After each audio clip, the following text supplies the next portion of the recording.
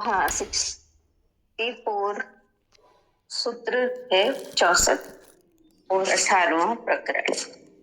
आज कह रहे हैं, जो मुनि बालक के समान व्यवहार करता है एवं कामना रहित रूप से सभी कर्मों का आरंभ करता है, उस शुद्ध स्वरूप को क्रियमाण कर्म यानी किए हुए कर्म भी लिप्त नहीं करते। इसमें बता रहे हैं कि कर्म बंधन नहीं है, बंधन है कामना, आसक्ति, अहंकार। यानी कर्म कुछ भी करें, लेकिन अगर हम कर्म कामना के से कर रहे हैं, वासना, आसक्ति या अहंकार से भरकर हम कर रहे हैं, तो वो कर्म हमें बांधते हैं।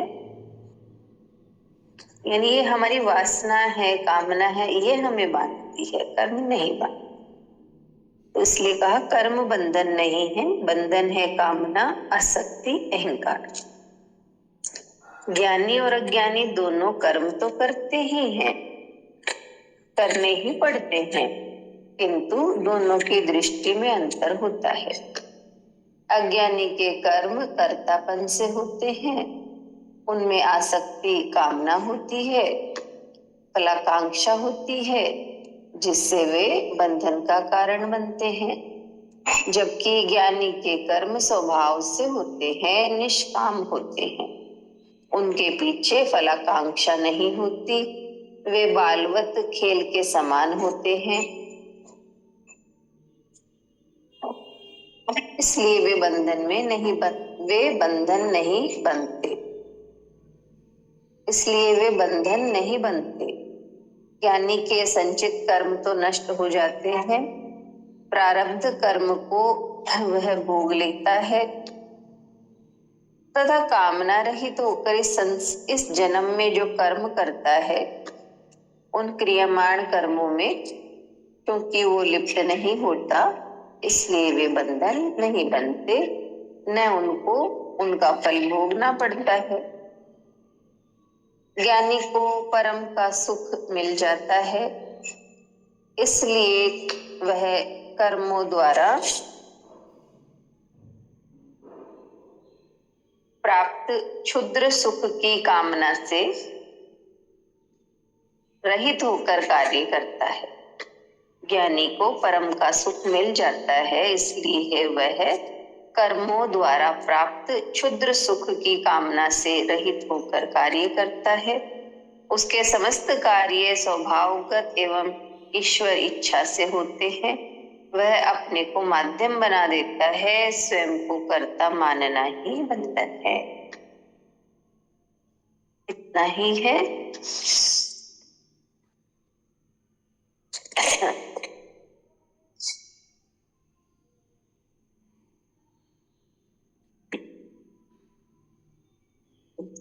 लेसन में हमें बताया है कि बंधन कर्म बंधन नहीं, बंधन है कामना, आसक्ति, अहंकार। ज्ञानी अज्ञानी दोनों कर्म करते हैं, लेकिन दोनों की दृष्टि में अंतर होता है। ज्ञानी अज्ञानी कर्तापन से करता है, उसमें कामनाएं होती हैं, फल की इच्छा होती है, इसलिए वो बंधन के कारण बनते हैं। और ज्ञानी निष्काम होता है, उनके पीछे फलाकांक्षा नहीं होती, इसलिए वे बंधन में नहीं बनते।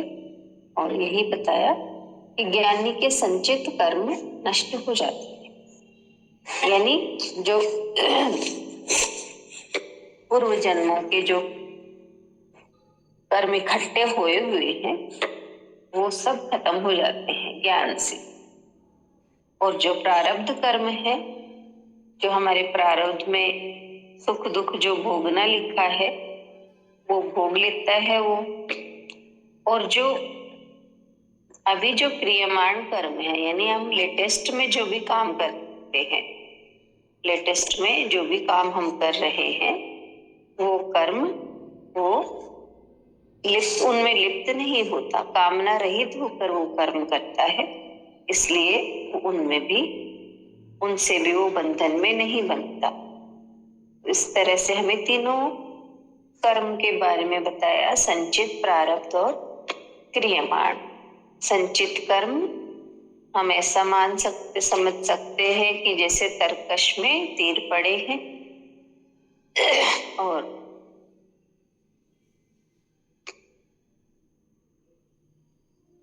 एक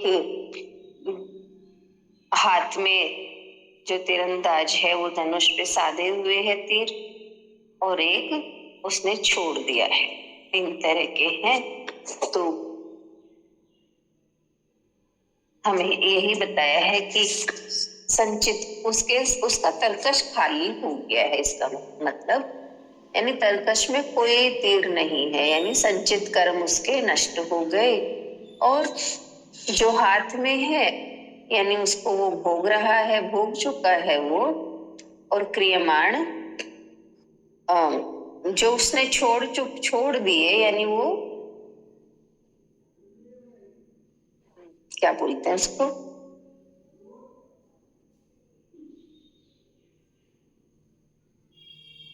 प्रारब्ध के कर्म जो छोड़ चुका, यानी जो कर्म कर चुके, जो प्रारब्ध के कर्म भोग चुका, वो तीर निकल गया, वो भोग चुका। लेकिन जब वो अभी हाथ में है वो है क्रियमाण कर्म, तो उसको वो तीर छोड़ेगा अभी। तो उसमें वो जो कर्म करता है ज्ञानी, तो वो कामना रहित होकर करता है, इसलिए बंधन में नहीं बनता। तो वो तीर छोड़ेगा भी तो वो उस यानी कर्म करेगा, उसमें कोई कामना नहीं है। तो ज्ञानी इस तरह से जीवन जीता है, इस तरह से कामना रहित होकर काम करता है, इसलिए वो मुक्त है। हरिओम। नविता बताएंगे। हरि हरिओम पूजा। हाँ, हरिओम। आज के सूत्र में बताया कि एक्चुअली में बंधन क्या है, तो कहा कि कर्म बंधन नहीं है, उसके पीछे जो कामना होती है, आसक्ति होती है, अहंकार होता है, वो ही बंधन का कारण होता है।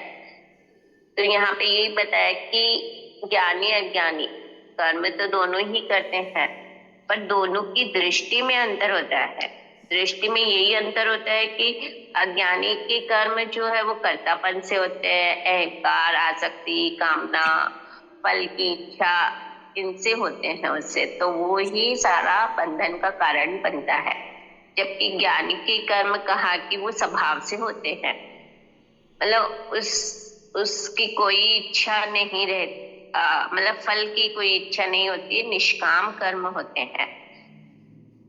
तो इसलिए कहा कि वो बंधन ही नहीं बनाते या बंधन ही नहीं बनता है वो कर्म करने से। तो यहाँ पे यही कहा कि जैसे ज्ञानी के तीनों कर्म, प्रारब्ध कर्म को तो वो भोग लेता है, मतलब जो भी उसके साथ प्रारब्ध क्या है वो उसके सामने आएगा, वो उसको एज इट एक्सेप्ट करके भोग लेता है। और संचित कर्म नष्ट हो जाते हैं। यहाँ पे ऐसे समझ में आया कि संचित कर्म उसके बनते ही नहीं है, तो अपने आप ही नष्ट हो जाते हैं, क्योंकि वो निष्काम भाव से कर रहा है। तो संचित कर्म संचित होते ही नहीं है उसके। और तीसरा वही कि जो कर रहा है तो उसमें वो लिप्त ही नहीं होता है, क्योंकि वासना ही नहीं है, कुछ कामना ही नहीं है, तो वो भी बंधन का कारण नहीं बनता है, और इसलिए उसको कुछ फल भी भोगना नहीं पड़ता है। क्योंकि यहाँ पे ये भी बताया कि ज्ञानी को परम का सुख मिल जाता है, कि परम का सुख मिल जाने के कारण कहा कि कर्मों के द्वारा तो हमें एक क्षणिक सुख मिलता है, तो उसको परम का सुख मिल जाता है ज्ञानी को। तो कहा कि शुद्र सुख की कामना से ही रहित होकर वो कार्य करता है। ज्ञान होने से समझ में आ गया कि मतलब ये कर्म में इस जो परम का सुख है वो मिल रहा है, तो फिर इनमें उसकी कामना रहती नहीं। तो केवल जो सारे कार्य करता है वो अपने स्वभावगत से और ईश्वर की इच्छा मानकर करता है, अपने को केवल माध्यम मानता है और करता ईश्वर को ही मानकर करता है वो। तो यहाँ पे स्पष्ट बताया है कि बंधन किस वजह से है कि खुद को कर्ता मानने से, खुद में अहंकार, कामना, वासना की वजह से ही वो बंधन, कर्म बंधन बनते हैं, अन्यथा तो कर्म बंधन है नहीं। हरिओम। हाँ, बहुत सुंदर। बहुत अच्छे से बताया। किरण आंटी, आप बताएं। गुरुदेव दीदी। जय। हाँ, कर्म का जैसे कहा ना गीता में, गहन है उसकी गति, तो हर कोई तो समझता नहीं है। फिर ये भी प्रश्न उठता है, हम कर्म करेंगे ही नहीं, तो वो भी स्पष्ट हुआ कि कर्म तो नहीं करो तो भी कर्म तो हुए, यानी कर्म रहते हैं और व्यक्ति कभी भी अकर्मण्य रहता ही नहीं है। पर अब बात आती है कि उस कर्म को, एक तो कर्म बंधन बनता है और एक का कर्म बंधन नहीं बनता है। ज्ञानी के तो बंधन नहीं बना और अज्ञानी के बना। तो उसका कारण क्या हुआ कि उसकी कामना थी, फलाकांक्षा थी कि मैं ये कर रहा हूं, तो उसके अंदर अहंकार भी था, कर्तापन का भाव भी था, तो फिर वो बंधन में बन गया। हम लोग हमेशा सुनते हैं, गुरुदेव हमें समझाते हैं कि यदि तुम कुछ भी कर रहे हो, भला बुरा, जैसा भी अपने हम लोगों ने संतवाणी में पढ़ा सुना ना, कि बोल रहा है कि एक व्यक्ति कि भगवान को पुण्य पुण्य तो आप अर्पण कर दो और पाप मत करो। तो कहा कि यहाँ भी तो यही भावना आ गई ना कि मैं भगवान को अर्पण कर रहा हूं तो मैं पाप नहीं करूंगा और पुण्य करूंगा। तो फिर ये आसक्ति भी हो गई कि उसमें भी इसके एक अहंकार खड़ा हो गया कि देखो मैं भगवान को तो पाप नहीं लगने दे रहा हूं, मेरे पाप मैं भोग लूंगा। तो भोक्ता बनेगा ही बनेगा। और जो ज्ञानी है वो स्वभाव से सब कुछ कर रहा है, तो स्वभाव से करेगा तो निमित्त बनेगा मात्र कि परमात्मा ने जो मुझे सौंपे तो वो कर रहा हूं, तो उसके अंदर न तो फल की आकांक्षा रहेगी क्योंकि मैं कर ही नहीं रहा हूं। जो हो रहा है परमात्मा के आदेश से हो रहा है, उसकी इच्छा से हो रहा है। तो जब खुद निमित्त बन गया तो पहले के संचित कर्म की बात ये समझ में आई कि हो सकता है हमारे कुछ संचित कर्म रहे हो, वही ऋणानुबंध होता है और उसी के कारण मनुष्य का फिर संसार में आना होता है। किसी के कम होते हैं, किसी के ज्यादा होते हैं। तो एकदम कम होते हैं तो वो इस अच्छी भावना के कारण परमात्मा के सामने सब कुछ समर्पण कर दिया तो उसके संचित भी कट जाते। और फिर कहा प्रारब्धवश, बोले 3 तरह के होते हैं, एक बहुत ही कठिन होते हैं, वो तो भोगने ही पड़ते हैं। तो जो कठिन कर्म होते हैं वो प्रारब्धवश वो भोग लेगा ज्ञानी, उसको उसमें वो कोई भी उसको शिकायती भाव नहीं रहेगा। जो सामने आया उसे मुझे भोगना है। और एक अभी भी हम बैठे हैं इस जीवन में भी हम कर्म तो कर रहे हैं ना, क्रियमाण, तो वो क्योंकि कर्तापन के भाव से नहीं कर रहा है इसलिए उस पर लागू ही नहीं पड़ेंगे, इसलिए वो सब तरफ से मुक्त है। और अज्ञानी इसीलिए बंधनों में बंधता चला जाता है, बंधनों के बंधन और कठिन हो जाते हैं और इसी प्रकार वो आवागमन उसका चालू रहता है। तो ये कहा कि जब हमको ये समझ में आ जाए कि कर्म ही कर्म से कटते हैं तो कर्म ही निष्काम होके करो, तो फिर वो तुम्हारे जो संचित है वो कट जाएंगे। प्रारब्ध वाले निष्काम होके करोगे तो और लागू नहीं होंगे, और अभी जो कर रहे हो उसमें निमित्त बन जाओ। जय गुरुदेव दीदी। हाँ, जय।